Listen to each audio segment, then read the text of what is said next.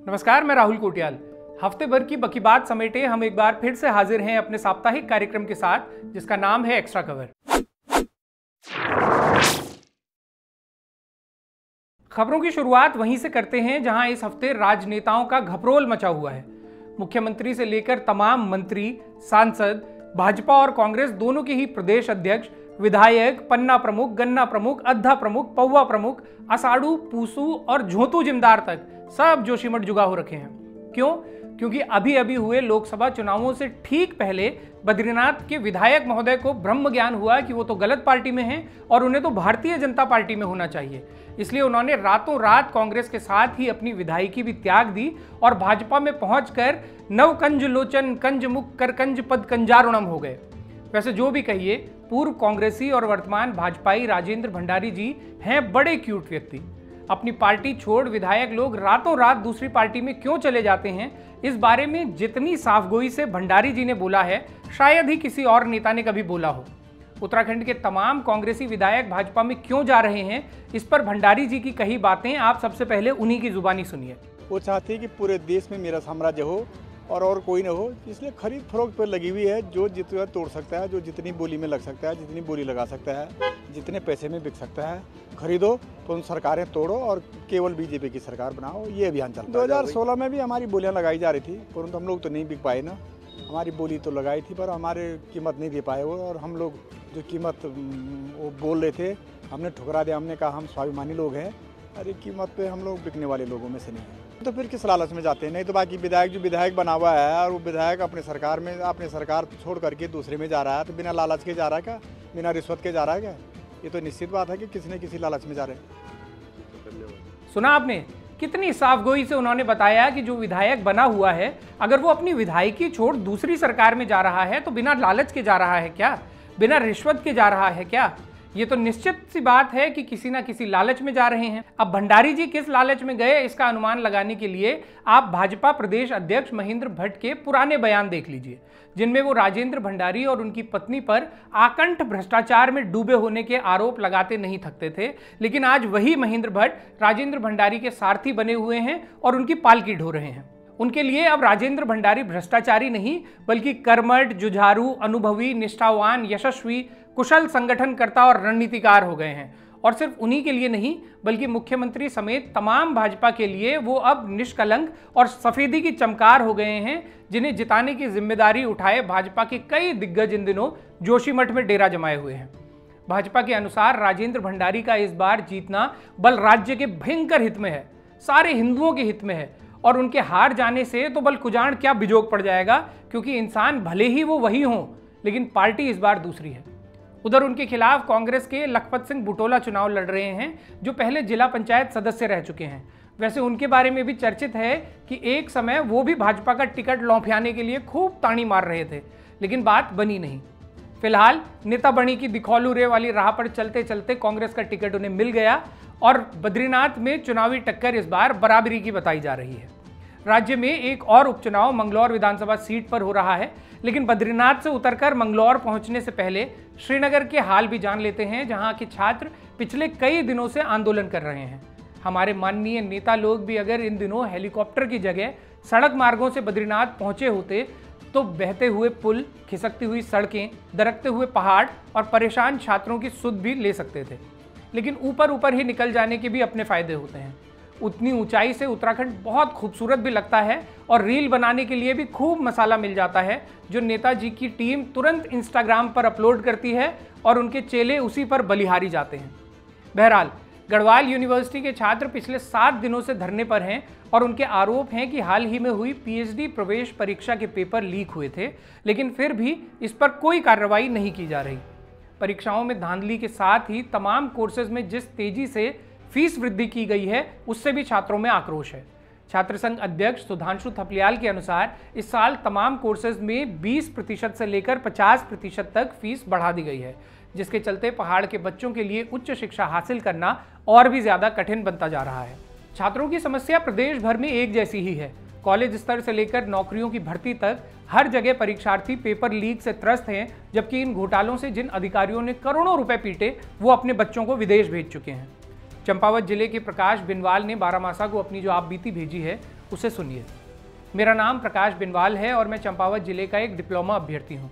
साल 2021 में हम छात्रों के अथक प्रयासों और रैलियों के बाद जब उत्तराखंड में 2013-14 के बाद जूनियर इंजीनियर की भर्ती आई तो उसका पेपर मई 2022 में हुआ।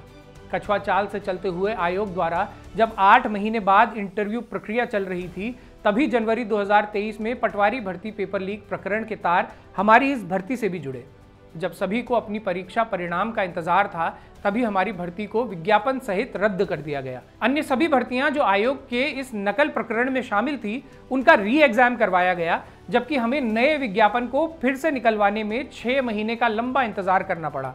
इस पूरे सफर के दौरान हमने कम से कम 10-12 रैलियां और कई धरने किए। फिर जब अक्टूबर 2023 में नया विज्ञापन जारी हुआ और दिसंबर 2023 में फिर से पेपर हुआ, तो तब से लेकर आज तक हम रिजल्ट का सिर्फ इंतजार करने को विवश हैं। डिप्लोमा अभ्यर्थियों द्वारा बार बार आयोग जाने पर भी सिर्फ तारीख दी जा रही है और फिर अपनी ही दी गई तारीखों पर काम न करके समस्त डिप्लोमा के छात्रों को गुमराह किया जा रहा है। 3 साल के लंबे इंतजार और 2-2 बार एग्जाम क्वालिफाई करने के बाद भी हम इंतजार के लिए ही मजबूर हैं। ये सिर्फ प्रकाश बिनवाल की ही नहीं, बल्कि प्रदेश के सैकड़ों युवाओं की आप बीती है, जिनमें से दर्जनों युवाओं ने बारामासा को इस बारे में लिखा है। उत्तराखंड का देवभूमि होना एक सुखद पहलू है, लेकिन यहाँ की व्यवस्था का पूरी तरह ही दिपता भरोसे हो जाना उतना ही दुखद और शर्मनाक भी। हमारे प्रदेश किस हद तक भगवान भरोसे चल रहा है, इसकी एक बानगी आप इस पत्र के रूप में देख सकते हैं। ये पत्र पर्वतीय राजस्व निरीक्षक, उप निरीक्षक एवं राजस्व सेवक संघ उत्तराखंड की उत्तरकाशी शाखा ने वहाँ के जिलाधिकारी को लिखा है। पत्र का मजमून ये है कि 1 जुलाई से देश भर में नए आपराधिक कानून लागू किए जा चुके हैं। अपराधों के रजिस्ट्रेशन से लेकर उनकी जांच और फाइलिंग तक कई प्रक्रियाएं बदल दी गई हैं, लेकिन उत्तराखंड के राजस्व पुलिस क्षेत्र में न तो किसी को नए कानूनों की कोई ट्रेनिंग दी गई, न ही इस बारे में कुछ बताया गया। ऐसे में प्रदेश के राजस्व निरीक्षकों का किंग कर्तव्य विमूढ़ हो जाना स्वाभाविक ही है। उत्तराखंड वैसे भी देश का अकेला ऐसा प्रदेश है जहां आधे से ज्यादा भूगोल पर पटवारी ही पुलिस है और अंग्रेजों की छोड़ी ये व्यवस्था आज भी जारी है। ये एक दूसरा पत्र देखिए जो राजस्व निरीक्षक संघ की अल्मोड़ा शाखा ने वहां के जिलाधिकारी को लिखा है। उन्होंने इसमें लिखा है कि रेगुलर पुलिस के 20,000 से ज्यादा कर्मियों को investigation procedure, evidence collection, forensic investigation आदि के संबंध में ट्रेनिंग देकर और परीक्षा लेकर प्रमाण पत्र जारी किए जा रहे हैं। इन्वेस्टिगेटिंग ऑफिसर को body worn camera, tablet, forensic mobile van, forensic test kit उपलब्ध कराई जा रही है। मोबाइल ऐप्स और अपडेटेड सॉफ्टवेयर सिखाए जा रहे हैं। दूसरी तरफ राजस्व पुलिस कर्मियों के पास ऐसे कोई संसाधन उपलब्ध नहीं है। एक अकेले राजस्व उप निरीक्षक के पास 2-2 चौकियों का प्रभार है, जिसमें सहयोग के लिए कोई और सहयोगी कार्मिक तैनात नहीं है। कुछ चौकियों में एक होमगार्ड या पीआरडी जवान तैनात है, जिनकी ड्यूटी 8 घंटे की ही होती है। अधिकतर राजस्व चौकियां खंडर हो चुकी हैं, जिनमें बिजली, पानी और दरवाजे तक नहीं हैं। ऐसी स्थिति वाली राजस्व पुलिस से उम्मीद की जाती है कि वो मौका आते ही गंगाधर से शक्तिमान बन जाए और अपराधियों को धर दबोचें। असल में उत्तराखंड में लगभग 60% हिस्सा ऐसा है जहां न तो कोई पुलिस थाना है, न कोई पुलिस चौकी और न ही ये इलाका उत्तराखंड पुलिस के क्षेत्राधिकार में आता है। इन इलाकों में आज भी अंग्रेजों की बनाई वो व्यवस्था जारी है जहां पुलिस का काम रेवेन्यू डिपार्टमेंट के कर्मचारी और अधिकारी ही करते हैं, जिन्हें राजस्व पुलिस कहा जाता है। यानी प्रदेश के 60% से ज्यादा हिस्से की कानून व्यवस्था का जिम्मा उस पटवारी, लेखपाल या कानूनगो पर है जिसके पास न तो कोई संसाधन है और न ही कोई ट्रेनिंग। एक तरफ पहाड़ में अपराधी तमाम आधुनिक तरीकों में पारंगत हो रहे हैं, तो दूसरी तरफ हमारी सरकार है जो मानती है कि पटवारी जी बिना किसी हथियार और फोर्स के ही बस कंडाली की झपाक मार के अपराधियों को पकड़ लेंगे या देवता का दोष लगाने की धमकी देकर ही उन्हें गिरफ्तार कर लेंगे। इस व्यवस्था का एक उदाहरण अंकिता भंडारी हत्याकांड के रूप में हम सब ने देखा है, जहां अंकिता की हत्या के 5 दिनों तक कोई पुख्ता कार्रवाई नहीं हुई और मामला जब रेगुलर पुलिस को सौंपा गया तभी कुछ हरकत शुरू हुई। इस व्यवस्था को खत्म करने की बात समय समय पर होती रही है। साल 2018 में उत्तराखंड हाईकोर्ट ने राजस्व पुलिस की व्यवस्था को समाप्त करने के आदेश भी दे दिए थे। तब जस्टिस राजीव शर्मा और जस्टिस आलोक सिंह की खंडपीठ ने कहा था कि 6 महीने के भीतर पूरे प्रदेश से राजस्व पुलिस की व्यवस्था समाप्त की जाए और सभी इलाकों को प्रदेश पुलिस के क्षेत्राधिकार में शामिल किया जाए। लेकिन इस आदेश के इतने साल बाद भी इस दिशा में कोई ठोस कार्रवाई नहीं हुई। अंकिता हत्याकांड के बाद राजस्व पुलिस का मामला एक बार फिर से चर्चाओं में आया तो विधानसभा अध्यक्ष रितु खंडूरी ने मुख्यमंत्री को एक पत्र लिखते हुए राजस्व पुलिस की व्यवस्था को समाप्त करते हुए पूरे प्रदेश में रेगुलर पुलिस की व्यवस्था करने का आग्रह किया। नवीन चंद्र बनाम राज्य मामले में तो सुप्रीम कोर्ट और इसी साल उत्तराखंड हाई कोर्ट एक बार फिर से एक मामले की सुनवाई करते हुए ये आदेश जारी कर चुका है कि राजस्व पुलिस की व्यवस्था को पूरी तरह से खत्म किया जाए, लेकिन ऐसा आज तक भी नहीं हो सका। और कोर्ट पर खाज की स्थिति ये है कि राजस्व पुलिस क्षेत्रों में नए कानूनों को लेकर ट्रेनिंग और संसाधन देना तो दूर, उन्हें इसकी जानकारी तक नहीं पहुंचाई गई। ऐसे में तमाम राजस्व निरीक्षक जगबकाए हुए हैं कि आखिर उन्हें करना क्या है। पहाड़ में कानून व्यवस्था आज भी भूमियाल देवता के ही जिम्मे है और न्याय व्यवस्था भैरव या गोलजू के जिम्मे। मंत्री जी के जिम्मे सिर्फ उपचुनाव हैं जिनमें उन्होंने कोई कसर नहीं छोड़ी है, बल्कि मंगलौर सीट पर तो चुनाव के लिए इस बार हरियाणा से लाकर प्रत्याशी उतारा गया है। असल में हरिद्वार जिले की इस सीट पर भाजपा कभी नहीं जीत सकी और यहां कांग्रेस या बसपा के ही विधायक आज तक चुने गए हैं। 2017 में कांग्रेस के काजी निजामुद्दीन और 2022 में बसपा के सरबत करीम अंसारी यहां से चुनाव जीते थे। अंसारी के निधन से खाली हुई इस सीट पर बसपा ने उनके बेटे उबैदुर रहमान को मैदान में उतारा है, जबकि कांग्रेस ने काजी निजामुद्दीन को चुनाव लड़ने के लिए तैनात किया है। धामी जी वहां जाकर बयान दे आए हैं कि अब यहां से काजी हाजी की व्यवस्था खत्म करनी है, लिहाजा भड़ाना को लड़ाना है। भाजपा के पास इस सीट पर खोने को कुछ नहीं है, इसलिए हरियाणा से इंपोर्ट किए गए करतार सिंह भड़ाना को टिकट देना उसके लिए कोई नुकसान का सौदा नहीं है।